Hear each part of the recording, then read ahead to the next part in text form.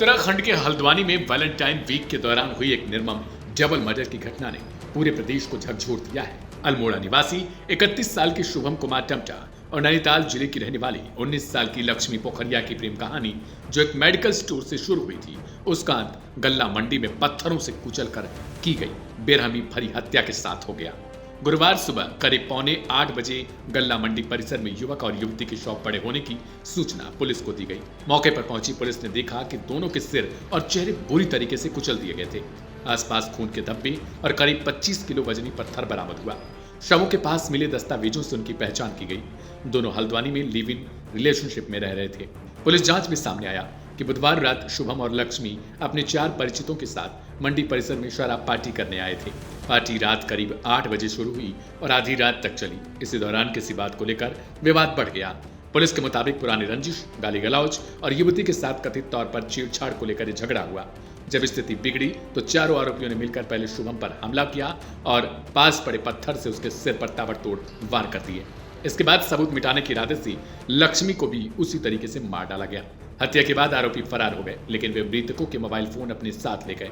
Police ने surveillance के जरिए फोन की लोकेशन ट्रेस की और गोरा पड़ाव क्षेत्र से चारों आरोपियों को गिरफ्तार कर लिया गया। मुख्य आरोपी पर पहले से कई आपराधिक मामले दर्ज बताए गए हैं। पुलिस ने हत्या समेत विभिन्न धाराओं में मुकदमा दर्ज कर आगे की कार्रवाई शुरू कर दी है। पोस्टमार्टम रिपोर्ट के मुताबिक दोनों के सिर पर गहरे घाव थे और वार इतने गंभीर थे कि दिमाग की नसों तक असर पहुंचा हुआ था। यह स्पष्ट है कि हमला बेहद क्रूरता से किया गया। शुभम संपन्न परिवार से था, लेकिन पुलिस के मुताबिक वह नशे की लत में पड़ चुका था और पहले भी विवादों में रह चुका था। लक्ष्मी पढ़ाई में होनहार छात्र थी और शहर में पढ़ने आई थी। दोनों पिछले कुछ समय से साथ रह रहे थे और भविष्य की योजनाएं बना रहे थे, लेकिन एक रात की शराब पार्टी और बढ़ते विवाद में 2 परिवारों की दुनिया उजाड़ दी। यह घटना केवल एक आपराधिक वारदात नहीं है, बल्कि समाज के लिए गंभीर चेतावनी भी है। नशा अक्सर निर्णय क्षमता को खत्म कर देता है और छोटी सी बहस को भी हिंसक रूप दे देता है। युवाओं में बढ़ती नशे की प्रवृत्ति और आपसी आक्रोश और कानून का डर खत्म होना, ये तीनों मिलकर ऐसी त्रासदियों को जन्म देते हैं। सवाल यह भी है कि सुनसान स्थानों पर घंटों चलने वाली शराब पार्टियों पर निगरानी क्यों नहीं होती?